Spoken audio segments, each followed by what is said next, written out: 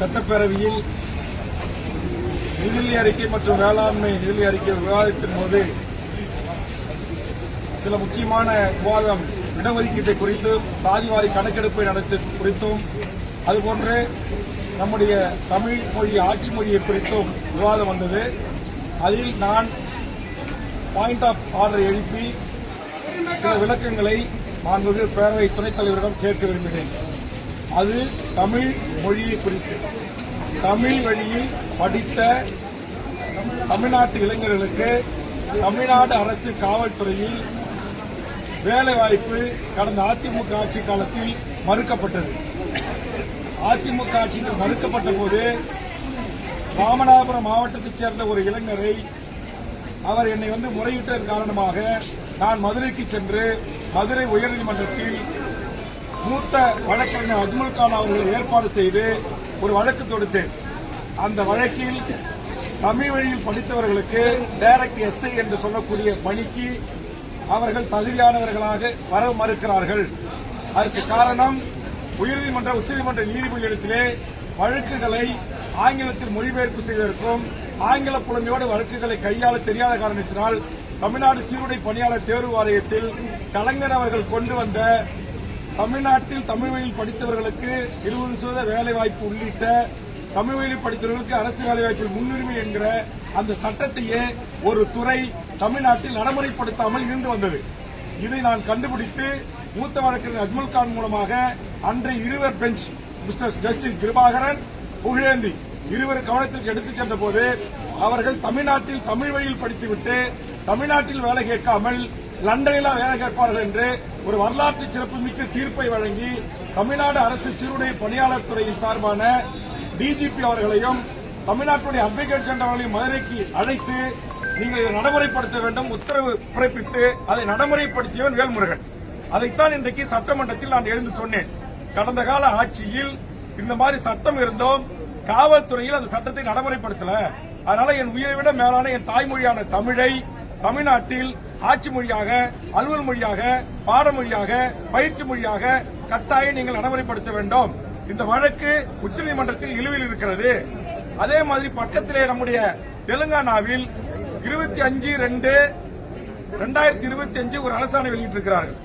அதுல என்ன அந்த அரசாணை சொல்லுது அப்படின்னா, தெலுங்கானாவில் இருக்கிற சிபிஎஸ் ஸ்கூல் உள்பட சிபிஎஸ், ஐசிஎஃப், ஐபி எல்லாமே மத்திய அரசுடைய கட்டுப்பாட்டில் இருக்கிற பள்ளிகள், இன்டர்நேஷனல் பள்ளிகள், இந்த பள்ளிகளிலும் கண்டிப்பாக தெலுங்கை நீங்கள் படிக்க வேண்டும் என்று உத்தரவிட்டிருக்கிறது. அதுபோன்று தமிழக அரசும் உத்தரவிட வேண்டும் என்கிற கருத்துக்களை சட்டமன்றத்தில் பதிவு செய்தேன். நான் என்ன சொல்ல வருகிறேன் என்பதை புரிந்து கொள்ளாமலேயே அதிமுக உறுப்பினர்களும் எழுந்து கத்துகிறார்கள். அங்கே அமைச்சரவையில் இருக்கிற சேகர்பாபு போன்ற அமைச்சர்களும் எழுந்து கத்துகிறார்கள். நான் பேசுவதற்கு வாய்ப்பு கேட்டு போராடி கொண்டிருக்கிறேன். வாய்ப்பு மறுக்கப்பட்டது. அந்த ஜனநாயக மாண்பை தெரிந்த காலத்தினால் நாடாளுமன்றத்திலே எப்படி பேரவைத் தலைவர் முன்பாக சென்று வாய்ப்பை கொடுங்கள் என்று கேட்கிறார்களோ அதே போன்று நானும் எனது இருக்கையில் இருந்து சென்று பேரவைத் தலைவர் முன்பாக இருந்து எனக்கு முழுவதுமாக என் கருத்தை பதிவு செய்ய நேரம் கொடுங்கள் கேட்டேன். இது தவறா? இதற்கு சேகர்பாபு அவர்கள், நீ எதற்கெடுத்தாலும் முந்திரி கொட்டை மாறி முந்தி பேசுகிறாய், எல்லாம் தெரிந்தது போல் பேசுகிறாய் என்று ஒருமையில் என்னை குறித்து பேசினார். உடனே நான் அவரிடத்தில் சென்று இதுபோன்ற ஒருமையில் என்னிடத்தில் பேசக்கூடாது, கலைஞர் ஆட்சியில் போட்ட அரசாணையை அதிமுக ஆட்சியில் நடைமுறைப்படுத்தல, 10 ஆண்டு கால அதிமுக ஆட்சியில அது காவல்துறையில டைரக்ட் எஸ்ஐல நடைமுறைக்கு இல்ல, இதற்காக வழக்கு தொடுத்து உயர்நீதிமன்றத்தில் வழக்கை பெற்று நடைமுறைப்படுத்தி வந்தான் வேல்முருகன். இதைத்தான் சட்டமன்றத்தில் பேசுவதற்கு எனக்கு அனுமதி வேண்டும் தான் கேட்டேன். இது எப்படி மரபு மீறிய செயல்? இது எப்படி சட்ட விதியை மீறிய செயல்? இது எப்படி இந்த பேரவை அவமதிக்கிற செயல்? அப்ப சேகர்பாபு தவறான தகவலை நான் இருக்கைக்கு வந்து அமர்ந்த பிறகு சொல்லி அதை மாண்புமிகு முதலமைச்சர் அவர்கள் தவறாக புரிந்து கொண்டு வேல்முருகன் இந்த அவையில் தவறாக நடந்து கொள்கிறார், அதிக பிரசங்கிதமாக நடந்து கொள்கிறார் என்று சேகர்பாபு சொன்ன அதே வார்த்தையை முதலமைச்சர் திரும்பி சொன்னது உண்மையிலேயே எனக்கு வருத்தம் அளிக்கிறது. மாண்புமிகு தமிழ்நாடு முதலமைச்சர் அவர்களே, உங்கள் தந்தை முத்தமிழர் கலைஞர் அவர்கள் தமிழ்நாட்டில் பாடமொழி, பயிற்சி மொழி, எல்லா மொழியும் தமிழா இருக்குன்னு சொன்னாங்க. அந்த உத்தரவு கடந்த கால ஆட்சியில் நடைமுறைப்படுத்தல. தமிழ்நாட்டுடைய வேலை வாய்ப்புகளை 20% உங்க தந்தை உத்தரவு போட்டாரு. அது அதிமுக ஆட்சியில் ஓபிஎஸ் இருக்கும்போது இந்திய நாட்டை சேர்ந்த எவர் வேண்டுமானாலும் தமிழ்நாட்டுடைய டிஎன்பிசி குரூப் 1 உட்பட எல்லா பதவிகளும் தேர்வு எழுதி வரலாம்னு சொன்னாங்க. அதற்காக போராட்டம் நடத்தி, முற்றுகை போராட்டம் நடத்தி தொடர்ந்து நான் வலியுறுத்தின. அதிமுக ஆட்சியில் கண்டுகளை நீங்களாச்சும் சட்டத்தை திருத்துங்கன்னு சொல்லி நான் தான் சட்ட திருத்தத்துக்கு முன்மொழிந்த அந்த அடிப்படையில் தான் கடந்த கூட்டத்தொடரில் அண்ணன் பைன்வேல் பிடிஆர் அமைச்சராக இருக்கின்ற போது தமிழ் வழியில் படித்தவர்களுக்கு 40% மதிப்பெண் எடுக்கணும், அல்லது இந்திய நாட்டை சேர்ந்த எவர் வேணுமானும் தேர்வு எழுதலாம், எவன் வேணுமானும் உள்ள வரலாம்னு நிலை இருக்கு. அது கூடாது. அப்படி உள்ள வந்துட்டானா டைரக்ட் டிஓ பதவியில இருந்து ஆர்டிஓ, நேற்று நான் சொன்னேன், இங்க வந்து ஆர்டிஓ பதவி, டிஎஸ்பி பதவி, மேஜிஸ்ட்ரேட் பதவி, டிஸ்ட்ரிக்ட் ரிஜிஸ்ட்ரார் பதவி, அசிஸ்டன்ட் கமிஷனர் கமர்ஷியல் பதவி என்று எல்லா பதவிகளிலும் தமிழ்நாட்டில் இன்னும் 25 வருஷம் கழிச்சு எல்லா வடநாட்டுக்காரன் பீகார் இந்திய தாய்மொழியாக கொண்டவனதான் இருப்பான். இந்த நிலைமையை உடனே தமிழ்நாட்டில் எந்த கட்சியும் கிடையாது. நான் ஒரு ஆள் பேசிதான் சட்டத்தை கொண்டு வந்தேன். தமிழ்நாட்டில் 156 கட்சி வாயா துறக்கல. இன்னைக்கு அதிமுக ஆட்சியில் ஒரு பெரிய அநியாய அக்கிரமம் தமிழ் மக்களுக்கு ஏற்பட்டிருக்கு. நான் கேட்கிறேன், என்னுடைய நாட்டுக்கு கோட்டாட்சியராக எப்படி இந்திக்காரனை ஏத்துக்க முடியும், தாசில்தாராக எப்படி ஏத்துக்க முடியும்? அது சொல்றாங்க அரசாணையில அதிமுக ஆட்சி தமிழர்களுக்கு செய்த மாபெரும் துரோகம். அந்த துரோகத்தை நான் சொல்றத தோல் உரித்து காட்டுறத சகித்துக் கொள்ள முடியாத கடந்த கால அதிமுகவில் இருந்து திமுகவுக்கு வந்த சேகர்பாபு அதிமுக அமைச்சர்களோடு அதிமுக முன்னாள் அமைச்சர்களோடு நெருக்கமா பழகிறவர்கள் அதிமுகவை காப்பாற்றுவதற்காக அவர் என்ன விமர்சனம் செய்கிறார். நான் பகிரங்கமா குற்றச்சாட்டு. அதிமுக ஆட்சியில் தான் டிஎன்பிசில அது அண்டை நாட்டை சேர்ந்தவன் உள்ள வரலான்னு சட்டத்திருத்தம் கொண்டு வந்தாங்க. ஏன் அப்ப திமுக இந்த சேகர்பாபு கேட்கல? நான் கேட்டேன், நான் கண்டுபிடிச்சேன், நான் கொண்டு வந்து முதலமைச்சர்கிட்ட சொல்லி சட்டத்திருத்தம் கொண்டு வந்து இன்னைக்கு தமிழ்நாட்டை சேர்ந்த தமிழர்கள் தாய்மொழியில பேச எழுத படிக்க தெரிஞ்ச தேர்வு வச்சா 40 மதிப்பெண் பெற்றாதான் வேலைக்கு போக முடியும் நிலையை நான் உருவாக்கணும். இது என் தாய்மொழி தமிழுக்கு நான் செய்த தொண்டு. தமிழுக்கு ஒரு கேடு என்று சொன்னால் என் உயிரை தியாகம் செய்வேன் என்றுதான் பேரவைத் தலைவர் முன்பாக நின்று நான் கோஷமிட்டேன். இது தவறா? என் தாய்மொழியை அழிக்க நினைக்கிற என் தாய்மொழியை இன்றைக்கு பயிற்சி மொழியாக, பாடமொழியாக, தொடர்பு மொழியாக, அலுவல் மொழியாக இல்லாம இங்க எல்லாத்திலையும் ஆங்கிலம், எல்லாத்திலையும் ஹிந்தி போயிட்டு இருக்கு. அதெல்லாம் நான் சொல்கிறேன், என் உயிரை விட மேலான என் தாய்மொழிக்கு ஒரு இழக்கு என்றால், ஒரு அவமானம் என்று சொன்னால், இந்த சட்டமன்றத்தில் என் தாய்மொழியை குறித்து நான் பேசுவதற்கு நேரம் கிடைக்கவில்லை என்று சொன்னால், பேரவைத் தலைவர் முன்பாக சென்று பாயிண்ட் ஆஃப் ஆர்டரை எழுப்பி நேரத்தை கேட்டு பேசுவதற்கான உரிமை மக்களால் தேர்ந்தெடுக்கப்பட்ட சட்டமன்ற உறுப்பினராக இருக்க எனக்கு இருக்குது. இது எந்த விதத்தில் விதிக்கு முரணானது அல்ல. 3 முறை சட்டமன்ற உறுப்பினராக இருக்கிற ஒருவன் விதிகளை முரண்பாக்க நான் கேட்கிறேன். கவர்னர் வரும்போது போய் அங்க நின்று ஜனநாயக ரீதியா பதாகை பிடிக்கிறதுக்கு முழக்கம் போடுறதுக்கு அனுமதிக்குதா? கடந்த காலத்தில் அனுமதிச்சிருக்கீங்களா? அப்ப அதிமுக உறுப்பினர் தினந்தோறும் பேரவைத் தலைவர் முன்பாக வந்து உட்கார்ந்து மறியல் பண்றாங்களா இல்லையா? முழக்கம் பண்றாங்களா இல்லையா? அது மரபு விதி செய்யலாம். தகராறு பண்ணல, எந்த வம்பு தும்பும் அல்ல.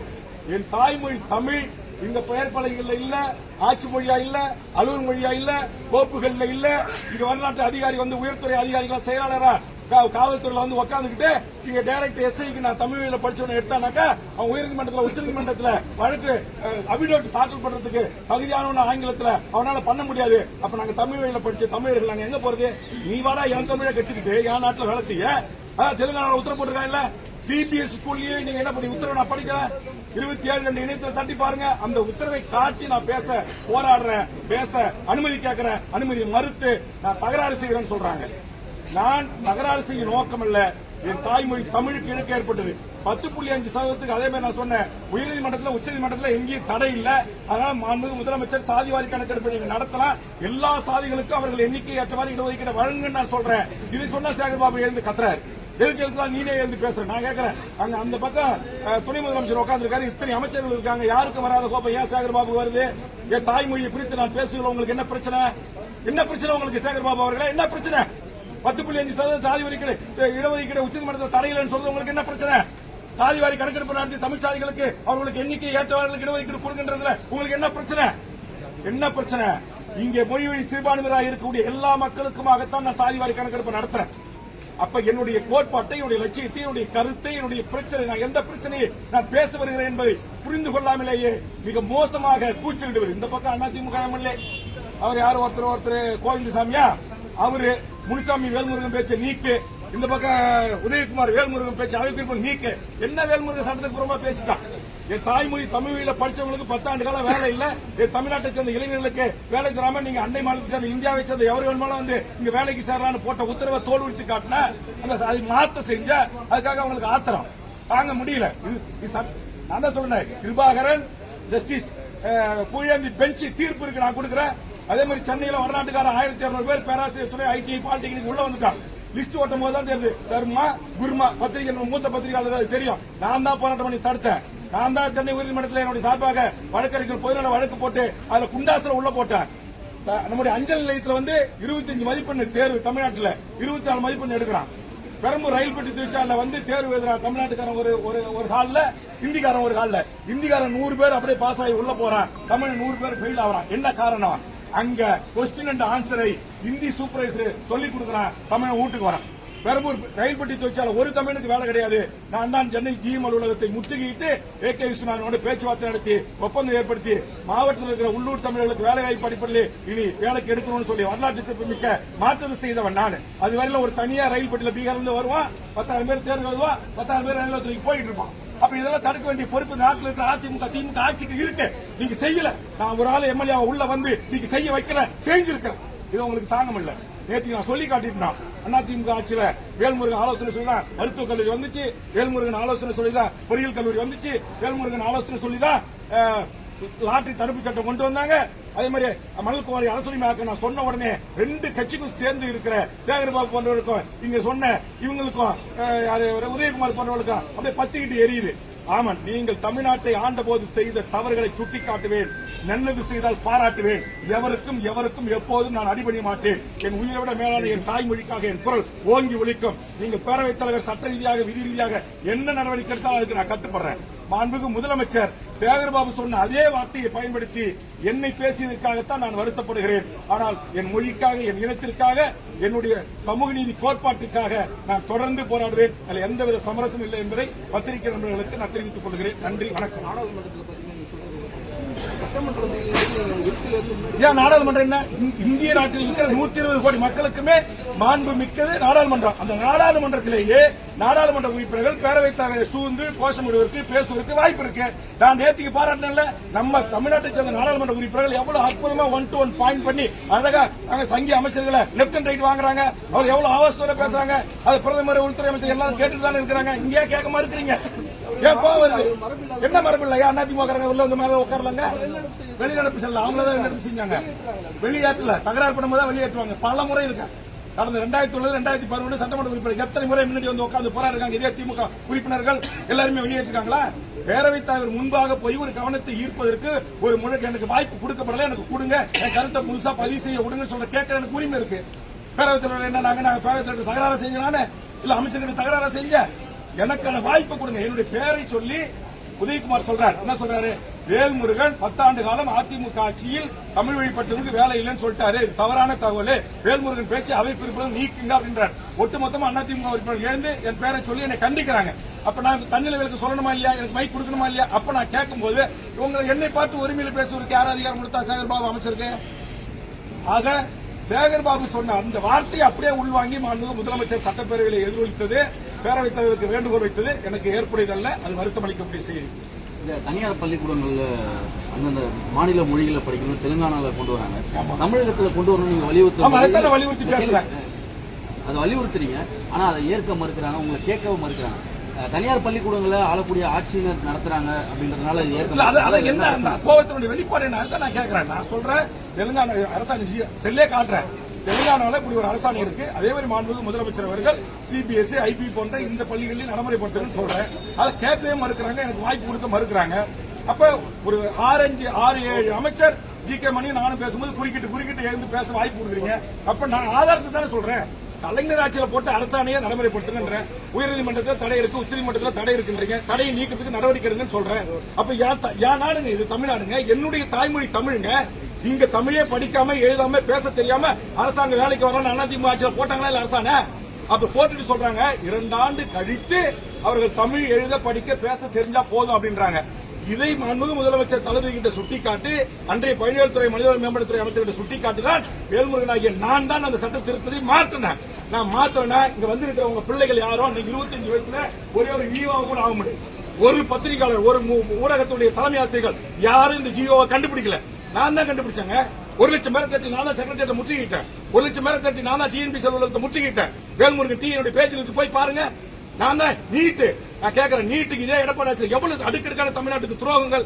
நீட்டு தேர்வுக்கு 16 வயசு ஒரு 12வது படிச்ச ஒரு பொண்ணு எப்படிங்க தேர்வு மத்திய பிரதேசம் போக முடியும்? எப்படி கேரளாவுக்கு போக முடியும்? எப்படி ஆந்திராவுக்கு போக முடியும்?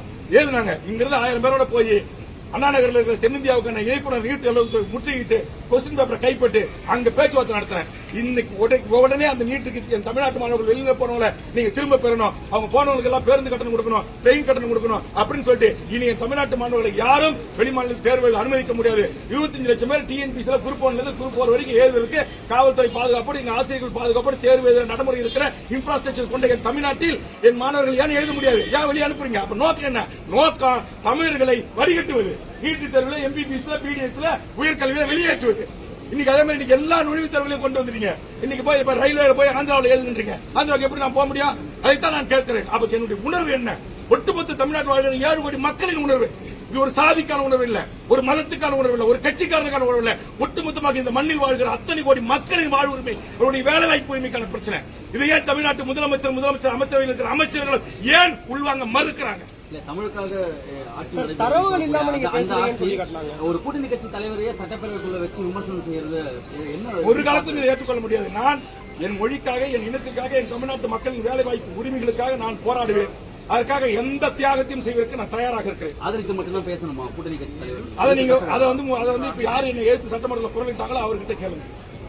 அப்படி ஒரு நிலைமை தான் இருக்கா சட்டப்பேரவையில்? அதுதான் நீங்க சட்டப்பேரவையில் கேளுங்க. நான் தான் சொன்னேன், அதிமுக எதிர்க்கிறது, திமுக அமைச்சரும் சேகர்பாபு எதிர்க்கிறார். அப்ப இதுல என்ன அர்த்தம் எனக்கு புரியல. அப்ப தமிழர், தமிழ்நாடு, தமிழ் மொழி, தமிழ்நாட்டின் வேலை வாய்ப்பு உரிமை என்று நாங்கள் பேசக்கூடாது என்று நினைக்கிறார்களா என்ற கேள்விக்கு தமிழ்நாட்டு மக்கள் பதில் சொல்வார்கள். நான் என் மக்களுக்காக, என் மண்ணுக்காக, என் மொழிக்காக, என் நேரத்திற்காக சமரசமற்று போராடுவேன். அதற்காக எந்த தியாகத்தையும் செய்ய தயாராக இருக்கிறேன். நன்றி, வணக்கம்.